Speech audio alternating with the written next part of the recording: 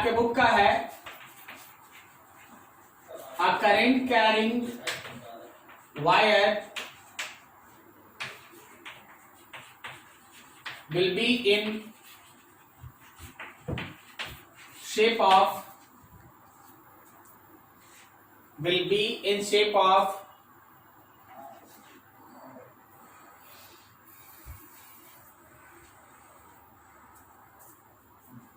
y equals to a sin 2 pi by lambda into x. Y equals to a sin 2 pi by lambda into x. If I current is flowing in wire and B equals to V naught K cap is present, find force on wire between x equals to 0 and x equals to lambda. तुमको question खुद से समझना होगा, ये तुम्हारे HCB का question है, data आगे पीछे हो सकता है, कोई इशू नहीं, लेकिन फॉर्मेट यही है। तो ट्राई करो, 2 मिनट समय है, 2 मिनट, उससे ज्यादा नहीं। चलो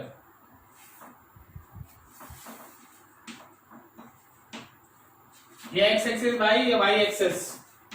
पहले इसका एक हम फिगर बनाना चाहते हैं। क्या ये फिगर तुम्हारा ऐसा है?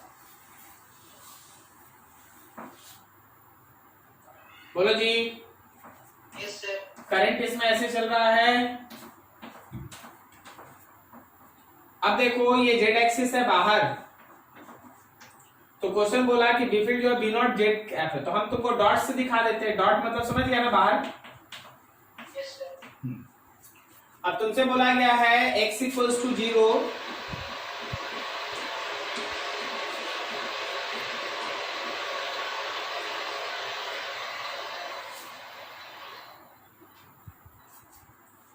x इक्वल्स टू 0 और x इक्वल्स टू लैम्डा के बीच फोर्स निकालने। तो क्यों बोल रहा है ऐसा कुछ भी, जरा गौर कर। x इक्वल्स टू 0 और x इक्वल्स टू लैम्डा के बीच ये है ना इफेक्टिव लेंथ। Yes sir. तो ये इफेक्टिव लेंथ तो लैम्डा है ना, नहीं समझा? Force is BI L effective and your force is BI into lambda. This is your answer. क्या जी समझ में आया सबको? Yes sir. यहां से लेके ऐसे चलते हुए यहां तक पहुंचे, लेकिन यहां तक पहुंचते पहुंचते इफेक्टिव लेंथ तो यही है ना, ठीक है? तो BI L इफेक्टिव की जगह लैम्डा। अच्छा अगला क्वेश्चन इसी में, अगर हम तुमसे पूछते हैं कि x इक्वल्स टू 0 और x equals to lambda by 2 के बीच फोर्स निकालो, बोलो व्हाट इज योर आंसर? देख के बोलो what is your answer? x equals to कितना? BI lambda by 2। BI lambda by 2। Very good. अब जरा बताना x इक्वल्स टू 0 और x equals to lambda by 4 के बीच का।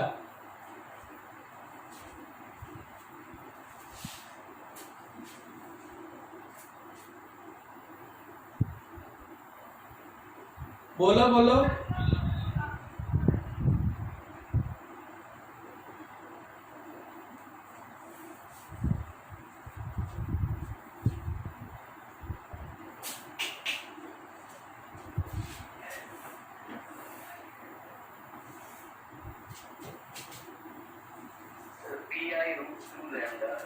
देखो देखो देखो देखो, ये लैम्डा बाई 4 है, तो ये तो एम्पलीट्यूड है ना, और ये होगा ना इफेक्टिव लेंथ। अरे नहीं समझा भाई? जब तुम लैम्डा बाई 4 पे बात करेगा तो तुम यहीं तक ना बात करेगा। Yes sir. तो ये हुआ तुम्हारा L effective and your L effective is under root plus lambda by 4 का होल स्क्वायर लैम्डा बाई 4 का स्क्वायर प्लस ए का स्क्वायर, स्क्वायर। और तब आप यहां से फोर्स निकाल लीजिए बी आई एल इफेक्टिव। क्या आप समझ पा रहे हैं इस कॉन्सेप्ट को? Yes sir. Sir sine multiply करेंगे ना? साइन मतलब? अच्छा ठीक है। Yes sir, yes sir. नहीं बोला क्या था पहले ही बता। वो सर हमको लगा एंगल बी और आई के बीच में फिर परपेंडिकुलर तैयार है। कोई नहीं, ठीक, चलिए ये सब था।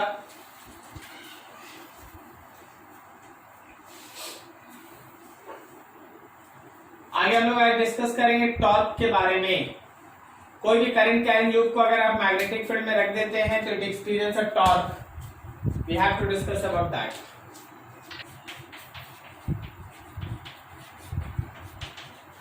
Concept of torque acting on any current carrying loop in magnetic field।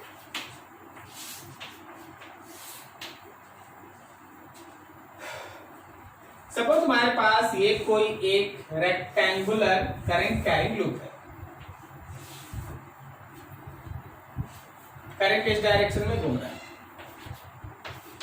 Current है आई, ए बी सी डी। इसका लेंथ आप एल ले लीजिएगा, ब्रेथ बी ले लीजिएगा। मान लीजिए इसका ब्रेथ बी है और इसका लेंथ एल है। अब आप इस पूरे करंट कैरिंग लूप को एक मैग्नेटिक फील्ड में रखें और मैग्नेटिक फील्ड कुछ इस तरह से डायरेक्टेड है।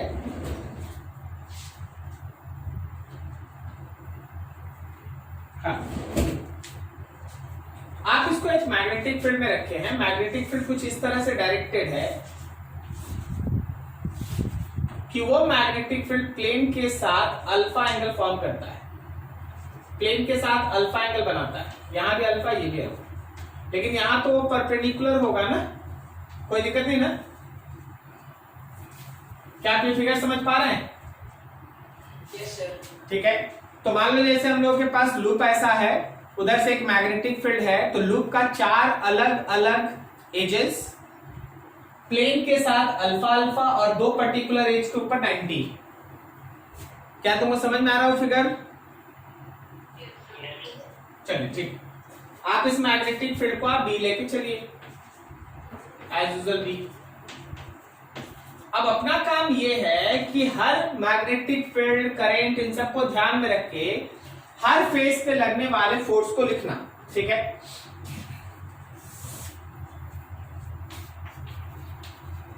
फोर्स एक्टिंग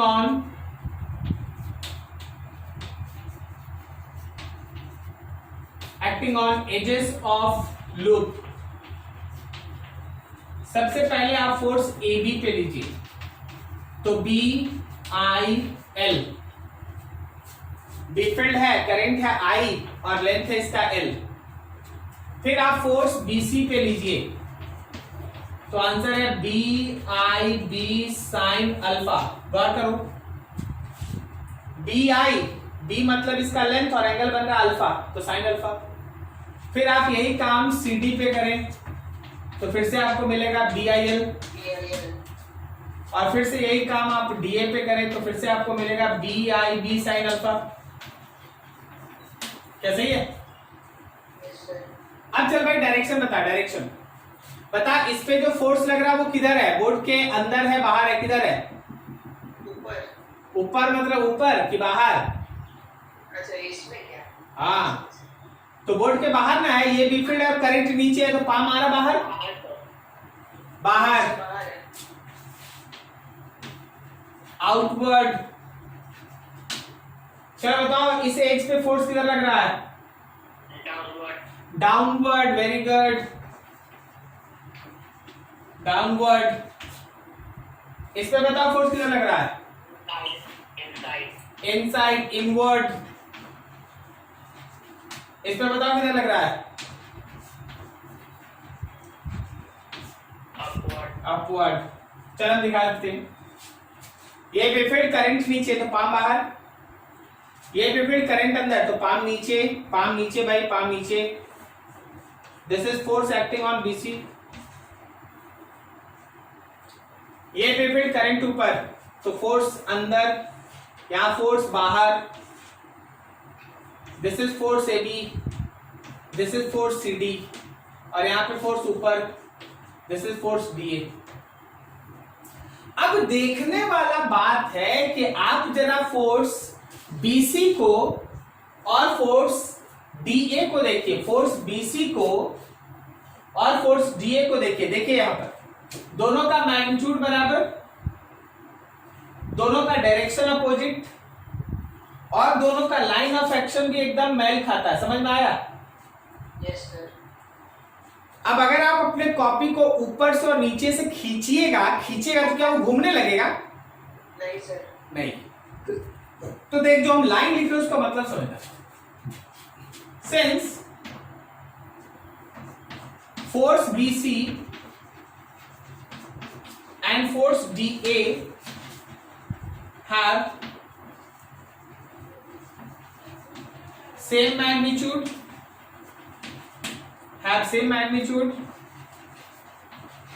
and opposite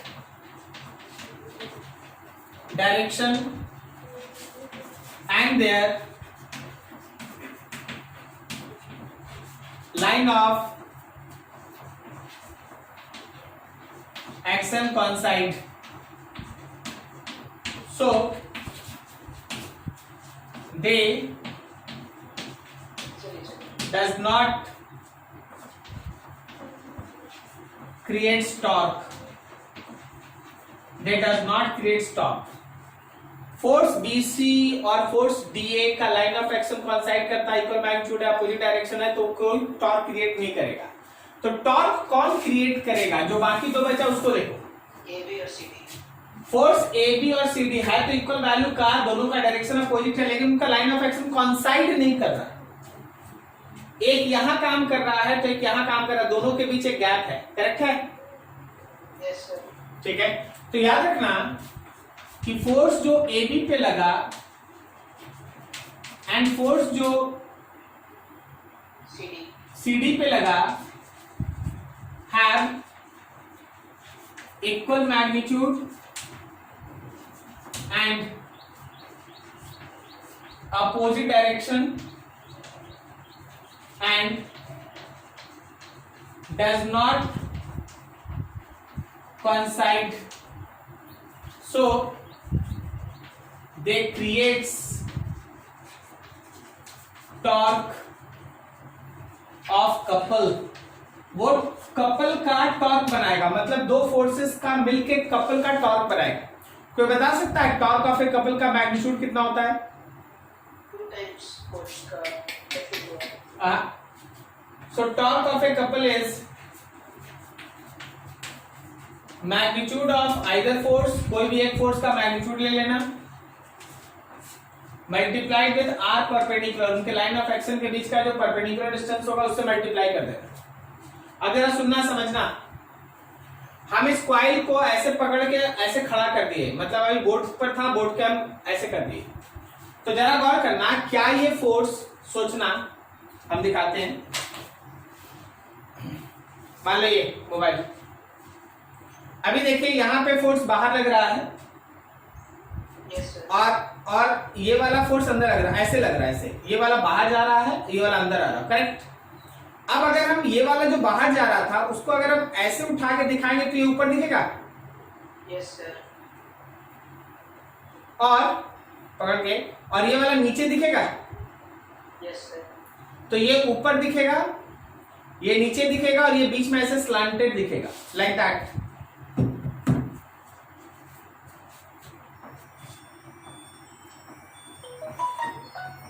ये वाला ऊपर दिखेगा, ये नीचे दिखेगा।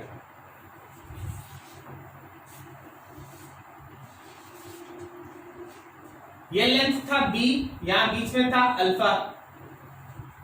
ठीक है, सो जरा गौर करना और गौर करना। This is force acting on AB this is force acting on CD और उनके बीच का ये B है, ये अल्फा है, तो क्या ये कॉस अल्फा है?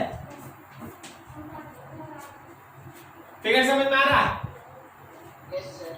सबको समझ में आ रहा फिगर? हाँ हाँ बताए। देखो इस फिगर से मिला लेना। देखो ये वाला एज पे फोर्स लग रहा बाहर और इस एज पे फोर्स लग रहा अंदर। तो जब हम ये बाहर वाला ऐसे बनाएंगे, टेढ़ा बनाएंगे, देखिएगा उधर, तो क्या ये ऊपर जाएगा? Yes sir. और ये वाला नीचे जाएगा? Yes sir.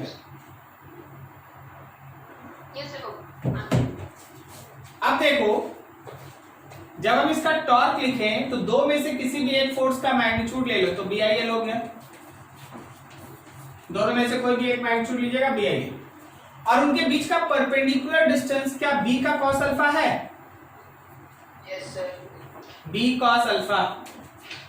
So torque will be equals to BI LB cos alpha. L और B को एक साथ मिला दो तो एरिया हो गया।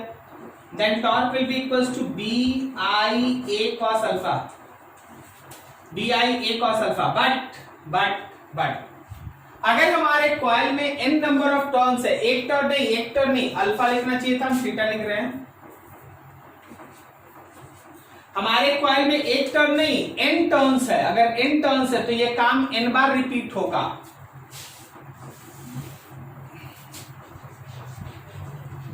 If coil have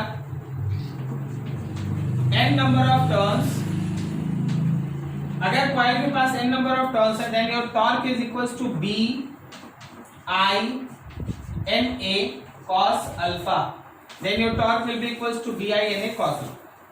चलिए यहां तक नोट कीजिए, फिर और आगे बढ़ेंगे, बहुत इंटरेस्टिंग है, बहुत कुछ बाकी है। नोट करो बढ़िया से।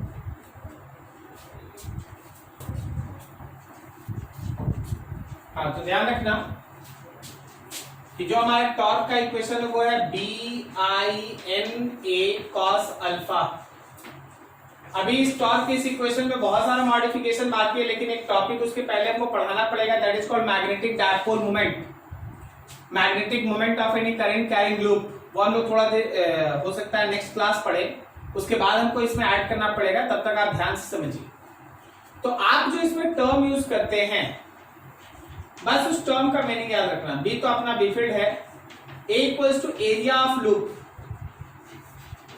Area of loop of any shape, कोई भी शेप का हो मतलब नहीं है। N stands for number of turns,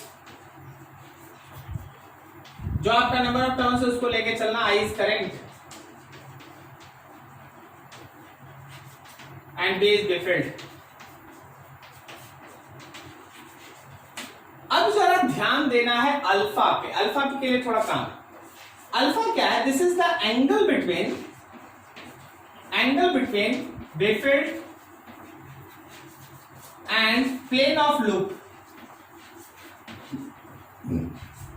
बेफील्ड और लूप के प्लेन के साथ, बेफील्ड और लूप के प्लेन के साथ बनने वाला एंगल अल्फा है। बहुत सारा क्वेश्चन ऐसा होता है कि लूप के परपेंडिकुलर के साथ एंगल दिया है, जैसे आप फिगर देखिए,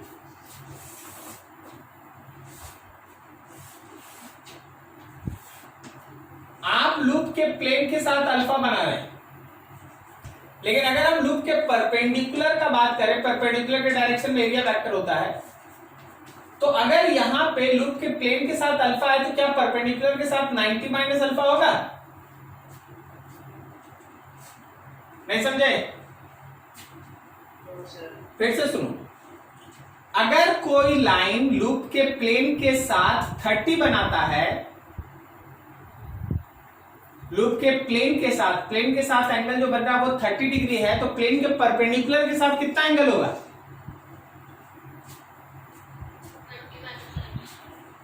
90 माइनस 30। वही बोल रहे हैं कि अगर प्लेन के साथ अल्फा एंगल है तो प्लेन के परपेंडिकुलर के साथ 90 माइनस अल्फा एंगल होगा। मान लीजिए थीटा, ठीक है। If theta is angle formed by Biffeld with perpendicular of loop, therefore 90 minus alpha theta है। सो टॉर्क का इक्वेशन होता है B I N A sine 90 minus alpha. देखो तो जरा ठीक से लिखे, क्या सही है ना? अरे कॉस अल्फा चाहिए था तो 90 माइनस अल्फा साइन लगाएंगे तब ना कॉस अल्फा आएगा। तो जैसे ही आप साइन 90 माइनस अल्फा को थीटा लिख दीजिए। तो आप देखिएगा, हम जो बोल रहे उसको समझिएगा। लूप के प्लेन के साथ अगर एंगल है, तो कॉस अल्फा वाला कॉन्सेप्ट, और अगर प्लेन के परपेंडिकुलर के साथ एंगल है तो याद रखना साइन थीटा का वैल्यू लगेगा। कोई दिक्कत तो है नहीं। प्लेन के साथ 30 डिग्री तो प्लेन के परपेंडिकुलर के साथ 60 डिग्री। जो cos 30 का वैल्यू होता है वही cos साइन 60 का वैल्यू होता है। कोई इशू नहीं, ठीक है। नोट करो यहां तक। अभी ये टॉर्क है, फिर अगला टॉर्क।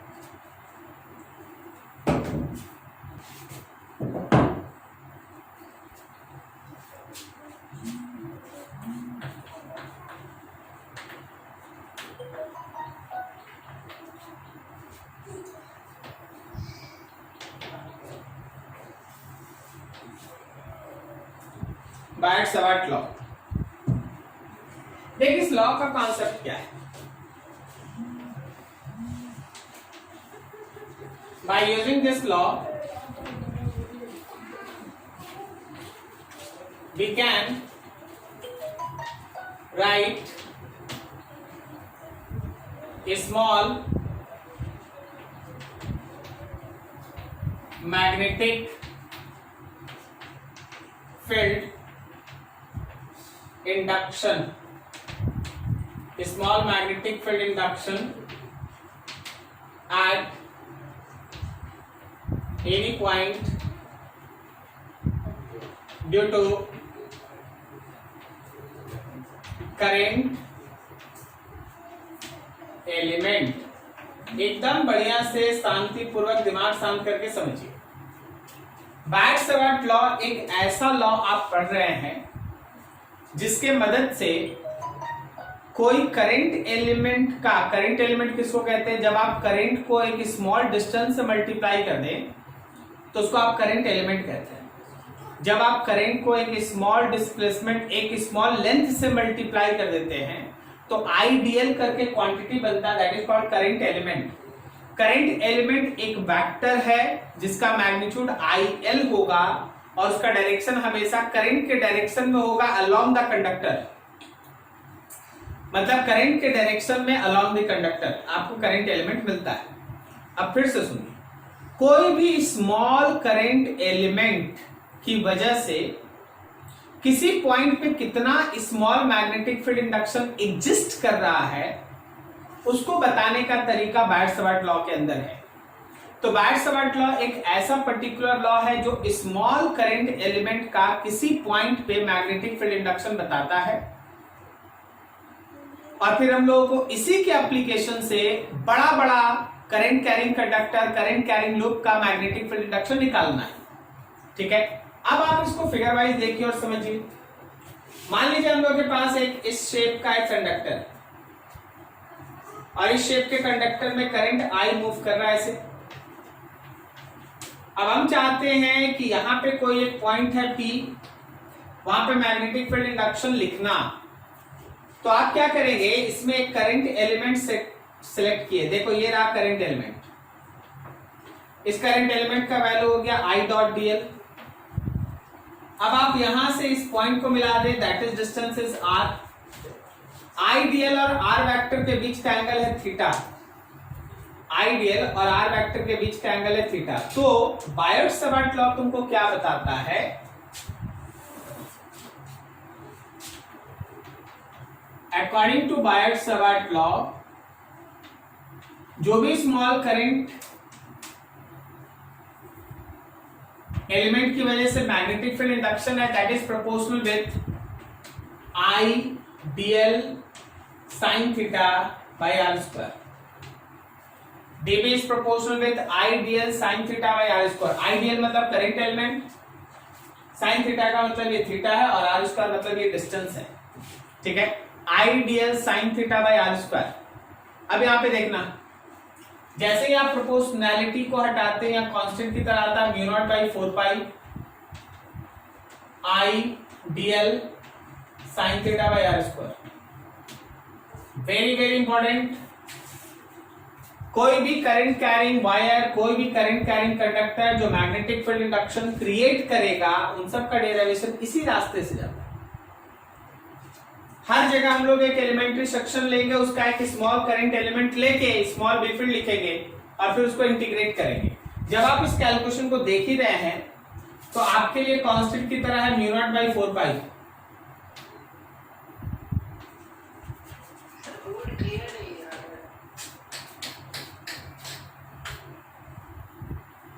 बोर्ड क्लियर नहीं आ रहा है?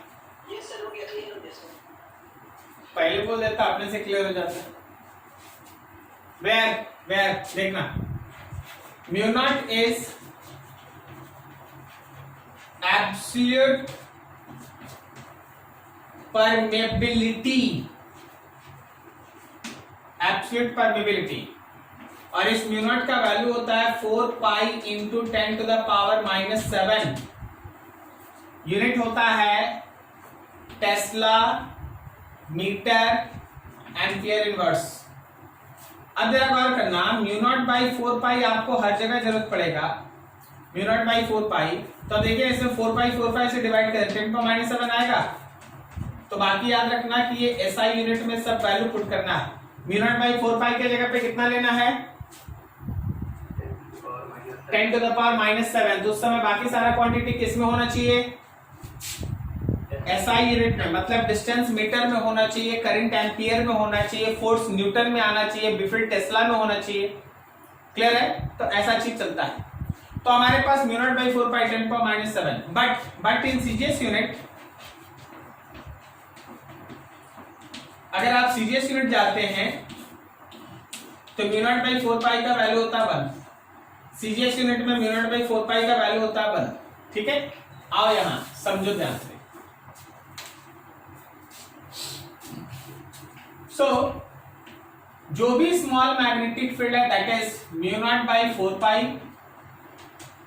I dl sin theta by r square, this is your value। Mu naught by 4 pi I dl sin theta by r square, ये तुम्हारे पास वैल्यू है। क्लियर है? यहां पे इसी का एक और टर्म ड्रॉ करना पड़ता है that is in vector form. In vector form जब आप डीबी वेक्टर लिखते हैं तो उसका मैग्नीट्यूड है mu naught by 4 pi I dl sin theta by R square. अब जैसे ही तुम वेक्टर का साइन लगाएगा, याद रखना यहां पे आर कैप आ जाएगा फॉर डायरेक्शन। जैसे ही तुम वेक्टर का साइन लगाएगा वहां आर कैप आ जाएगा for direction. Now see that dB vector is mu naught by 4 pi I dl sin theta नीचे r का स्क्वायर। अच्छा, ये r कैप जो है क्या वो r vector divided by mod of r है? Yes sir. अब गौर करना I dl एक वेक्टर था, r एक वेक्टर है और साथ में sin थीटा है। ऊपर वाला बताओ, मतलब क्रॉस प्रोडक्ट है कि डॉट प्रोडक्ट है? क्रॉस प्रोडक्ट है। I dl एक वेक्टर, r एक वेक्टर और sin theta, so it is I dl cross r, cross product है। और नीचे r का क्यूब, this is vector form of Biot Savart law. Mu naught by 4 pi I dl cross r, नीचे r का क्यूब, r स्क्वायर था पहले से, r स्क्वायर था पहले से और अभी एक और r आ गया, r cube. Did you get this? समझ में आया यहां तक? Yes sir. अच्छा, बायट-सावर्त लॉ करता क्या? बायट-सावर्त लॉ तुमको कोई एक छोटे से करंट एलिमेंट का कहीं पे मैग्नेटिक फील्ड बता देता है। अब उसको कैसे लिखना है, तो दीज आर द प्रोसेस। आपको ऐसे लेके चलना है, बी फील्ड लिखना है। जब एक बार आप स्मॉल एलिमेंट का बी फील्ड लिख लेते हैं ना, जब आप एक बार स्मॉल एलिमेंट का बी फील्ड लिख लेते हैं तो you are mentally know that कि उसको इंटीग्रेट करके हम लोग किसी भी बड़े से बड़े शेप ऑफ वायर इन सब का है ना हम लोग बी फील्ड निकाल सकते हैं। क्लियर हो रहा है? Yes sir. यस। नोट करो वहां तक, फिर आप इसका एप्लीकेशन देखते थोड़ा।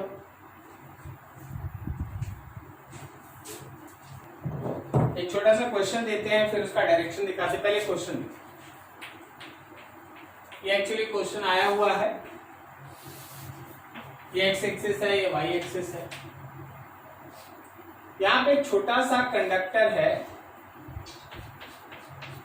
इस कंडक्टर का लेंथ है केवल और केवल 2 सेंटीमीटर, और इसमें लेफ्ट से राइट की तरफ 5 एम्पियर का करंट फ्लो कर रहा है। लेफ्ट से राइट की तरफ 5 एम्पियर करंट है, उसका लेंथ है 2 सेंटीमीटर। आपके पास एक पॉइंट है और उसका कोऑर्डिनेट है 10 मीटर्स। बोला गया उस पॉइंट पे नेट मैग्नेटिक फील्ड इंडक्शन निकालो। Find net B at given point. जो हम लोग का पॉइंट है वहां पे बी फील्ड का वैल्यू निकालो, ये हम लोग का क्वेश्चन है। अब देख, जैसे ही हमको एक छोटा सा करंट एलिमेंट दिखाई दिया, मेरा दिमाग काम करना चाहिए बार्ट-सबार्ट लॉ। हम लोग अभी बार्ट-सबार्ट लॉ में पढ़े हैं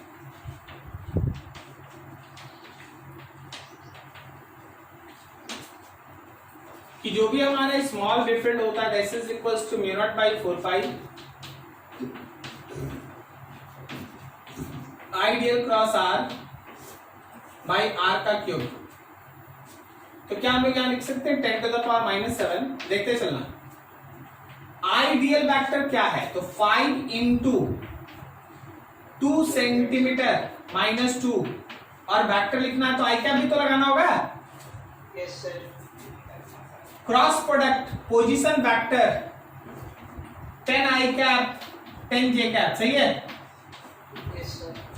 और नीचे इसी 10 का मैग्नीट्यूड 10 आई कैप 10 जे कैप के मैग्नीट्यूड का क्यूब, यही करना है ना। Yes sir. कैलकुलेशन कर लो, आपका आंसर कर लेगा कैलकुलेशन। आई कैप का आई कैप के साथ क्रॉस प्रोडक्ट कितना? 0। आई और जे का क्रॉस प्रोडक्ट के कैप के। तो आपका वैल्यू हो गया, देखिएगा यहाँ पर 10 to the power -7 इंटू, ये सब बाहर निकाल दे, 5 दूनी 10, यहाँ पे हुआ -1, और फिर एक और 10 से मल्टीप्लाई, कितना हो गया? 1 हो गया ना। 1 के कैप, और नीचे 10√2 का क्यूब, 10√2 का क्यूब ना।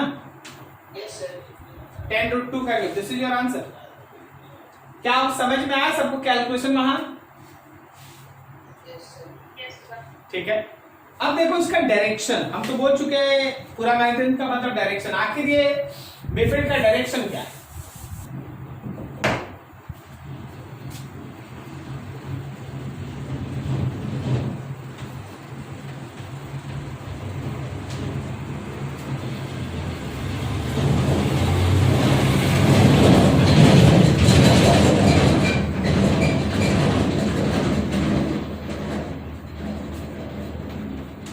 Direction of B field of any current carrying conductor.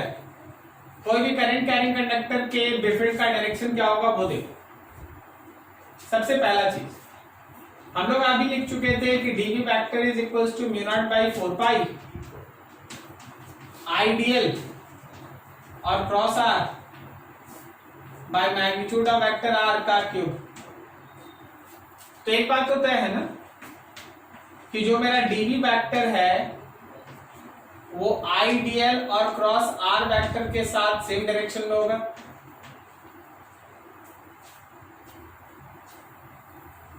सही है।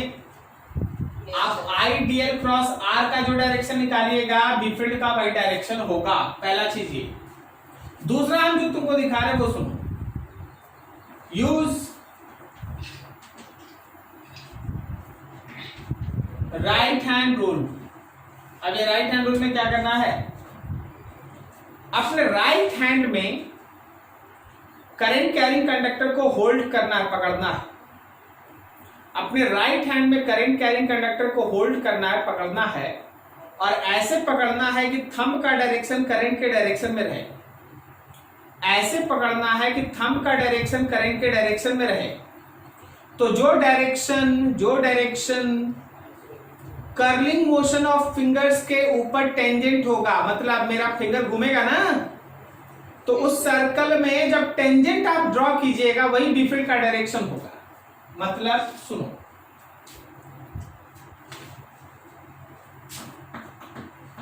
For this hold current carrying wire in right hand,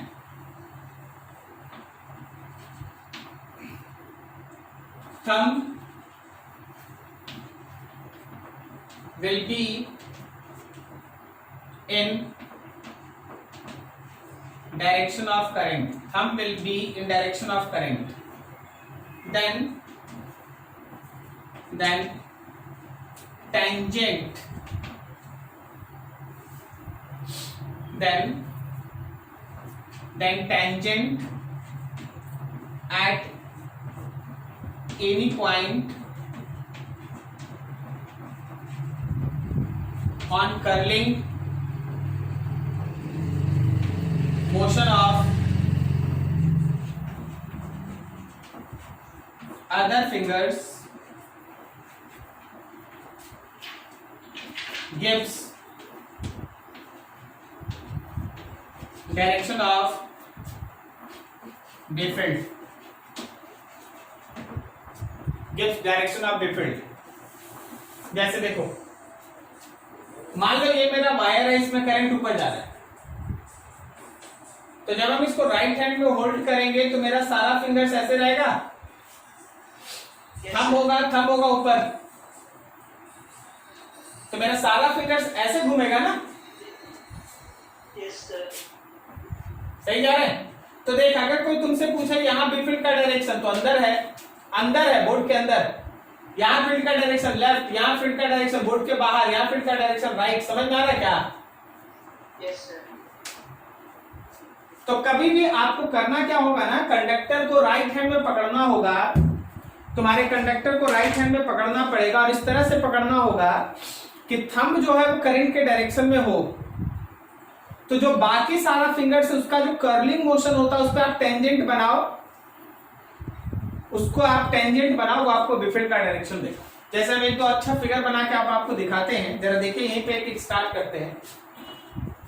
जैसे आप देखिए, मान लीजिए ये एक प्लेन हम बना दिए, एक पेपर का प्लेन बना दिए, टेबल,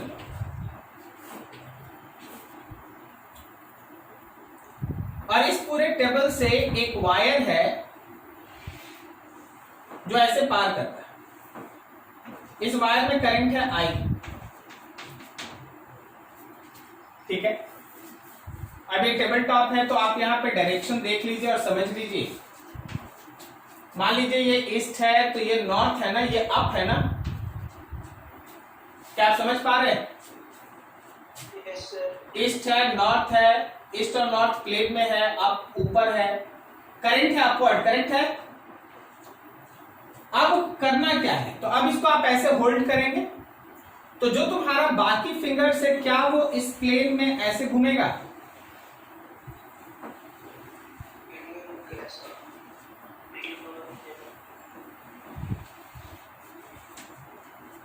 क्या बोलता है, जब हम बाकी सारे फिंगर्स को पकड़ेंगे तो वो ऐसे घूमेगा? Yes sir. अब देखना, समझना, कोई एक पॉइंट है जो इसके ईस्ट में है, P1 वायर के ईस्ट में है, लेकिन उसका मैग्नेटिक फील्ड बोलो किधर है? नॉर्थ की तरफ है। नॉर्थ की तरफ है भाई, नॉर्थ की तरफ है। समझ में आ रहा है क्या? Yes sir. कोई पॉइंट इसके नॉर्थ की तरफ है, इसके नॉर्थ की तरफ मतलब पीछे ना। Yes sir. बोल बी फील्ड किधर? बी फील्ड तो पीछे सर। पॉइंट पीछे है, की तरफ सर। वेस्ट की तरफ, टेंजेंट वेस्ट जाएगा ना। अरे नहीं समझ रहा? यस सर, पॉइंट पीछे है। हाँ पॉइंट पीछे है, पॉइंट वायर के नॉर्थ में है। ठीक सर। अच्छा कोई पॉइंट उस वायर के वेस्ट में है, वेस्ट में। तो नीचे की तरफ सर। अरे नीचे नहीं भाई, साउथ साउथ साउथ की तरफ। ये साउथ है ना, यस सर। ये वेस्ट है। और कोई पॉइंट इसके साउथ में है, बोलो विपरीत किधर? ईस्ट की तरफ। ईस्ट की तरफ। क्या आप समझ पा रहे हैं? Yes sir. तो टेंजेंट की तरह सोचना है। चलिए उसको नोट कीजिए, एक दो क्वेश्चन करते हैं तब ये डायरेक्शन क्लियर होगा।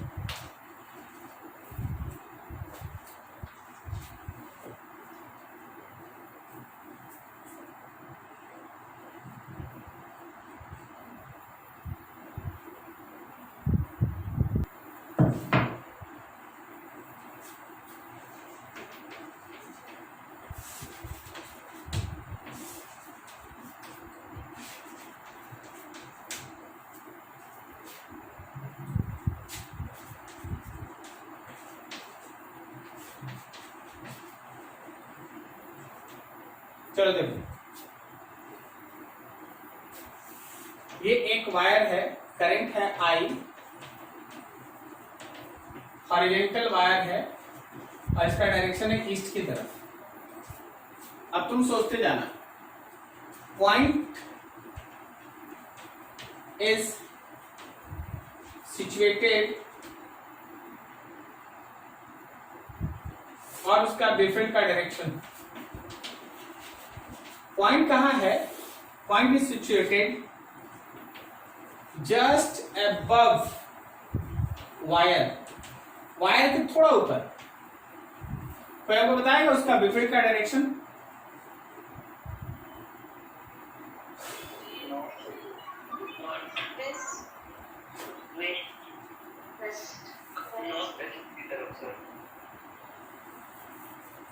अच्छा जब हम इसको ऐसे पकड़ेंगे तो मेरा फिंगर बाहर ना आएगा ऊपर?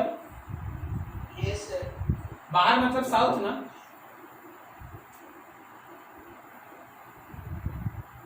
अरे नहीं हुआ, समझे नहीं? हम इसको ऐसे पकड़ेंगे तो मेरा फिंगर अंदर से घूम के बाहर आएगा ना? Yes sir.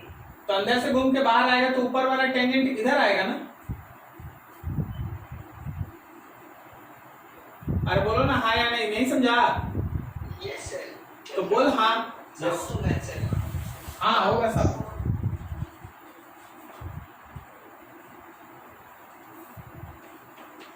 Just below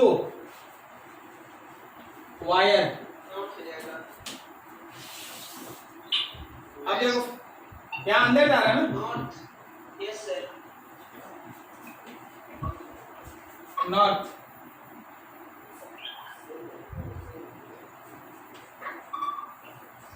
north of wire, wire के नॉर्थ में है पॉइंट। बोलो सोच के।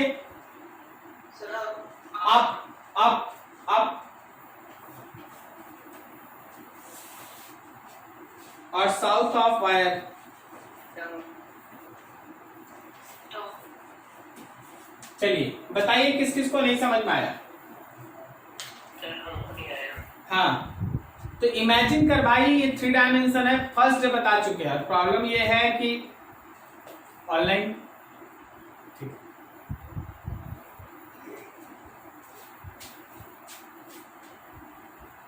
ऐसा सर्कल सोच, ऐसे सोच कि करंट इधर से इंटर करा ऐसे और फिर ऐसे। तो जब हम इसको ऐसे पकड़ेंगे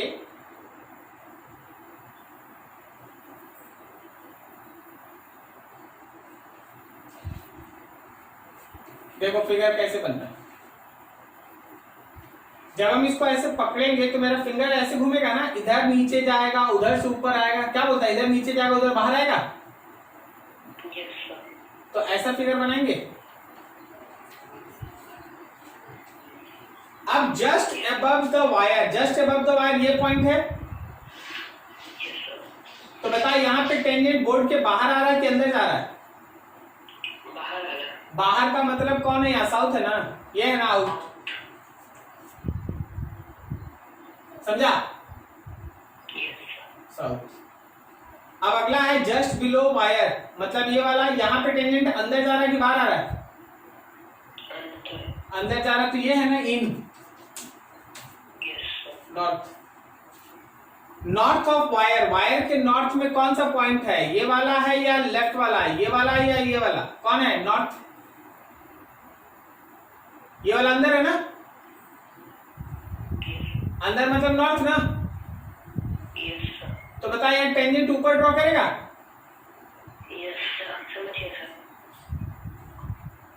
ठीक है। तो ये डायरेक्शन हम लोग को इस तरह से प्रेडिक्ट करना पड़ेगा, बहुत सारा चीज है जो इसको सोचना होगा, ठीक है। तो आप इसको अच्छे से नोट कीजिए, अगले दिन जब बैठिएगा तो इस पर अच्छे से प्रैक्टिस करके रखिएगा। पहले हम लोग 15-20 मिनट इस पे खर्च करेंगे, उसके बाद आगे बढ़ेंगे। घर में सबको इस पे अच्छे से काम करके रखना, ठीक है। नेक्स्ट स्टेज से आगे बढ़ेंगे।